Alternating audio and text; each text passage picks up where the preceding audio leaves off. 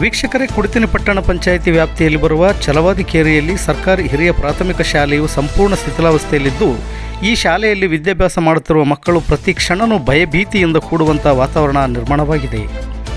ಮಕ್ಕಳ ಪೋಷಕರು ಮತ್ತು ಸ್ಥಳೀಯರು ಸೇರಿ ಸಂಬಂಧಪಟ್ಟ ಇಲಾಖೆಗೆ ಮತ್ತು ಜನಪ್ರತಿನಿಧಿಗಳಿಗೆ ಹಾಗೂ ಕ್ಷೇತ್ರದ ಶಾಸಕರಿಗೆ ಸಾಕಷ್ಟು ಬಾರಿ ಮನವಿ ಮಾಡಿಕೊಂಡರೂ ಪ್ರಯೋಜನವಾಗಿಲ್ಲವೆಂದು ಸ್ಥಳೀಯರು ಆಕ್ರೋಶ ವ್ಯಕ್ತಪಡಿಸಿದರು.